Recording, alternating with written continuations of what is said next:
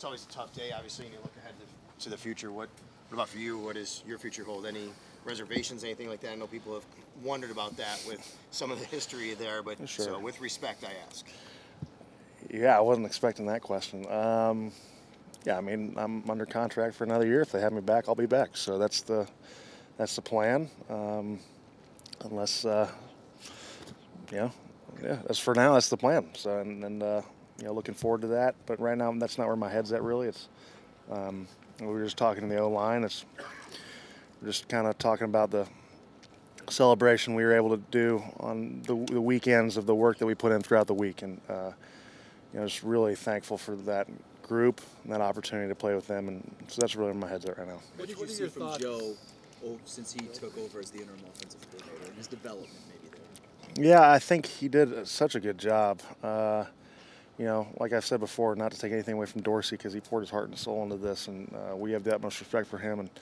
And Joe came in at a point where we were at a tumultuous time in our season, and things could have gone one way, and he doubled down on the stuff that he knew worked. He didn't make it sexy for himself, and he stuck to the run game, and I think that really, for us big guys, you really respect that, and helped us a ton. Mitch, you're as invested in this rivalry as anybody in this team with the progress that it's made. To not be able to get over the top against that team in the postseason, I mean, obviously it comes down to a play or two, but where does that all stand in your mind? Yeah, they're still the team to beat, it seems like, and a testament to the way they came in to a hostile environment and played great football, and they out-executed us. And for us, it's just what opportunities do we miss play by play. I think we had a few opportunities there to win that game, and we squandered them, and they had an opportunity or two, and they took advantage of it. So not so much the team. I know that's the narrative outside, but we're just disappointed that we weren't able to continue for Buffalo. And, the Chiefs are continuing because they have a good team, and they outplayed us. Mitch, I know you're not counting the dollars, obviously, on the salary cap. It's not your business, but this team has a lot of decisions in the off. 23 free agents. Yeah. Way over the salary cap. How worrisome is that as you go into next year? Worrisome's not the word. You understand that this is a business, and you understand that business decisions have to be made. That's why after this game last night was so crushing, because like you just said, there's so many decisions looming that this was the last time that this team's going to be together, and that's really only where my mind's at. Anything else is out of my control. Thank God I'm not the decision maker in that department. And however it rolls out, I'm just privileged to be a part of this past team, and privileged to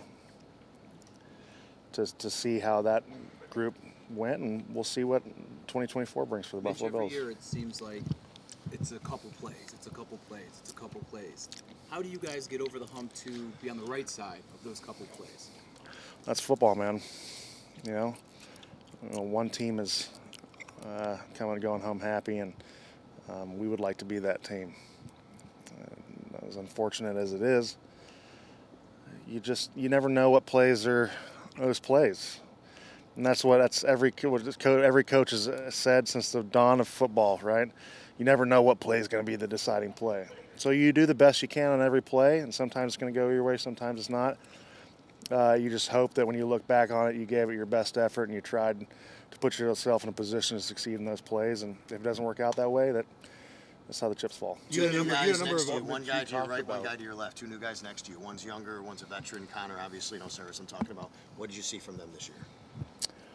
I thought they played just fantastic football. I think I was telling Osiris that I don't know if I've seen a rookie offensive lineman play or make the transition as seamlessly as he did. Not to say he didn't have growing pains or room to improve, as we all do. It was just remarkable to see him stay steadfast for 19 games. And then Connor comes in, a whole different system, asked to do different stuff by our O-line coach, and seamlessly transitions into that, works his tail off, makes the adjustments, and I think it just showed. You had a number of young guys who had good years than Saibo, Kincaid, Shakir, James Cook. How encouraged are you with the direction of his offense? That's what you need, and for continued success on a football team, you need young guys to play well, and we're very, very fortunate to have young playmakers and guys in positions who played a lot of football for us, young guys, and it's hard to do in the NFL, and hopefully guys look at that admirably, because I was there once, and it's difficult, and they did it better than I ever did, that's for sure. Mitch, you raised it last week, and I just raised it now about leaving it all on the field. Is there a sense of belief in that? I don't know if satisfaction is the word, because it ended with a loss, but can you go home happy knowing that you left it all out there? Absolutely. Something that we always tell each other is that, when your head hits the pillow at night after a game, no matter what, play the way that you're going to reflect on and be happy with and rest easy. And I think this season's the epitome of that, a microcosm of that, because it started off 6-6, some ebbs and flows, some big wins, some big losses, and then came together and just really played for each other and played hard, and that's why we were at least in the position we were at last night. Do you think the offensive line, this group this year, might have been the best unit you've played on in Buffalo at least? It's a great question. I would say that, I think with continuity, it helps a ton. I think having Cromer for a second year, understanding what he wants, and we all bought in, and it really showed that, I think that when you look at the stats, it was a good year for the offensive line, but, in the end, we just want to keep winning.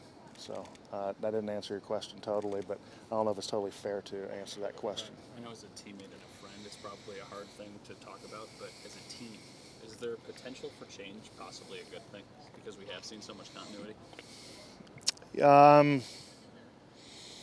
That's a good question.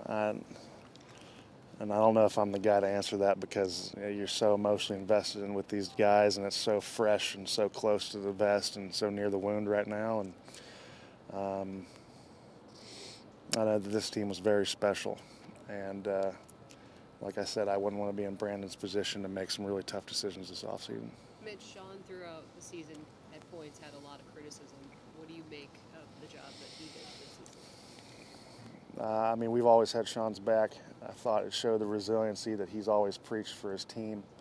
He epitomized that and really showed steadfast leadership, and it was easy to rally behind a guy like that. And he was vulnerable, and it's also easy to follow a guy in a battle like that who is easy to relate on a personal level, and just really showed his love for his team. So very proud to be on a team that was coached by Sean McDermott this year.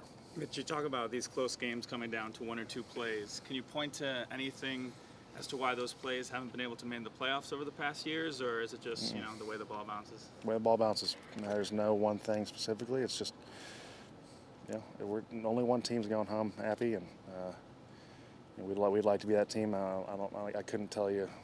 It's just how it worked out, man. I don't know how to answer that question.